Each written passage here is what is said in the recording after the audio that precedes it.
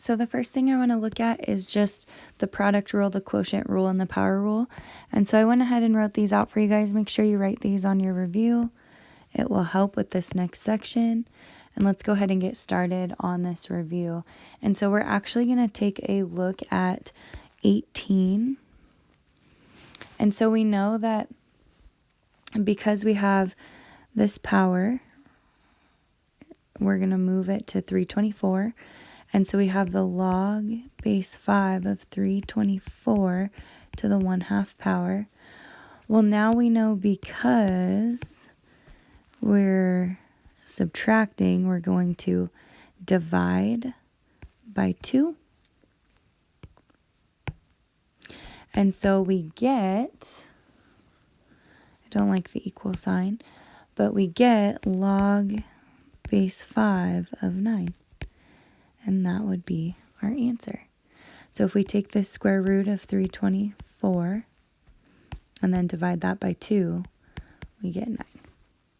Okay? And so now, if we look at number 20, we're expanding. That last one, we were condensing. So now we're going to expand. And so if I'm expanding this, the first thing I'm going to do is I am going to distribute that 3. So I have log base 3 of x to the 6th and y to the 15th. And so I'm going to continue to expand, and I'm going to have, I notice that these are being multiplied. Well, anytime that I have multiplication, I know I'm going to expand and it's going to be addition. And so I have log base 3 of x to the 6th plus log base 3 of y to the 15th. But I'm still not done. In order to fully expand this, I'm going to move my exponents out to the front. And so I have 6 log base 3 of x plus 15 log base 3 of y. And that would be my final answer. Let's go ahead and look at 22.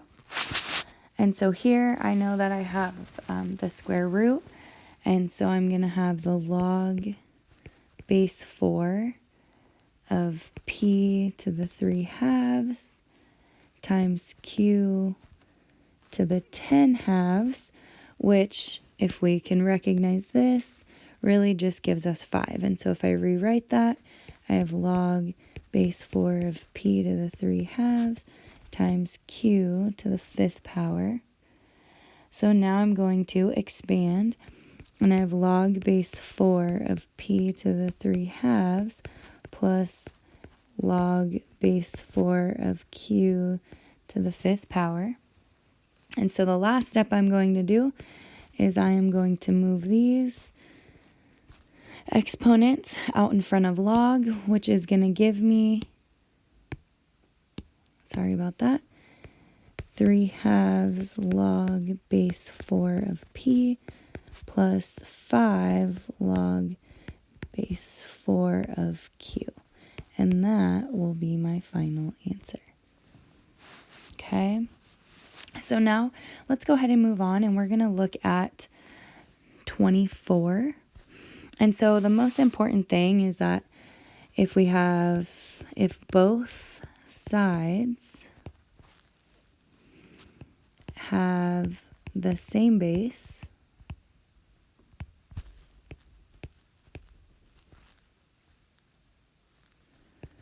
the exponents must be equal. And so if we do that, we see that we have the natural log, and then we have the natural log here. So those are the same base. So we're going to write same base. And so we can set everything else equal to each other. And so now I'm solving for p. And so I'm going to subtract 6p and subtract 18. Subtract 6p and subtract 18. So I have p squared minus 7p minus 18 equals 0. Remember that time I told you factoring never goes away? Well, here we go again. Factoring never goes away. And so we will factor and set this equal to 0. And so we're going to look at our factors of 18, which are going to be 9 and 2. And so I have 9 and 2, negative 9, positive 2. And if I set those each equal to 0, we have p equals 9 and p equals negative 2. And so these would be my answers. And we have solved the logarithmic equation. Okay, so let's look at 25. So again, both sides have the same base. We have log base 8, log base 8, log base 8. So the first thing we want to do is condense our left side. And so we have log base 8 of 36 to the 1/2 over, times 3x plus 7 equals log base 8 of 132. And so now what I'm going to do is I'm going to get rid of my logs because they're equal, so then everything else must be equal. And I have the square root of 36, which is going to give me 6. And so I have 6 times 3x plus 7 equals 132. Well, if I distribute that 6, I get 18x plus 42 equals 132. And now all I'm doing is solving for x. And so I'm going to subtract 42 from both sides. And I get 18x equals 90. I'm going to divide by 18, and x is going to equal 5.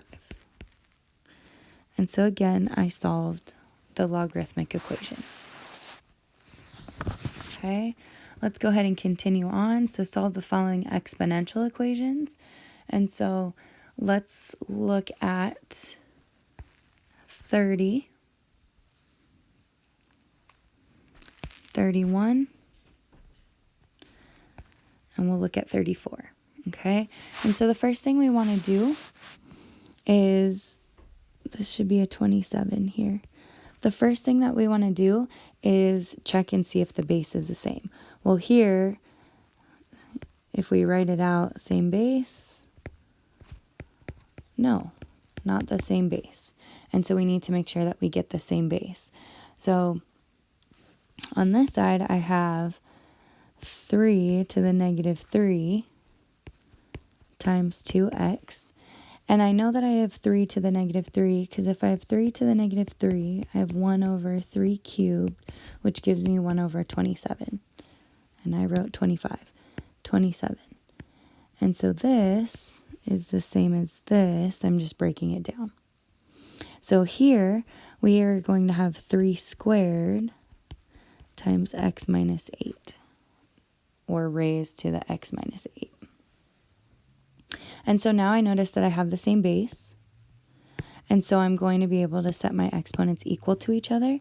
And so I'm going to have 2 times x minus 8 equals negative 3 times 2x. So if I go ahead and solve there, I distribute, I get 2x minus 16 equals negative 6x. Well, I'm going to go ahead and subtract 2x from both sides. And so now I have negative 16 equals negative 8x. If I divide by negative 8, x equals 2. Okay? So the next one, we're going to do the same exact thing. We're going to start by looking for the same base because we see that we don't have the same base. And so what we can actually do is we can put it in logarithmic form. And so we have log base 8 of 48 equals x minus 5. And then I can use change a base here. And so I have log of 48 over log of 8 still equals x minus 5. If I continue with that, I'm going to have 1.8617 equals n minus 5. Well, my last step is going to be to add 5 to both sides. And so I get 6.8617 equals n. And so they're not always going to be the same. We're not always going to look for the same base, right? We're going to use change a base. First, we're going to put it in logarithmic form, and then we're going to use change a base. Okay? And so the last one we're going to do is 34. So what I'm going to do is I am going to first add my 7. And so I get negative 3 times e to the 2x minus 5 equals negative 27. So then I'm going to divide by negative 3.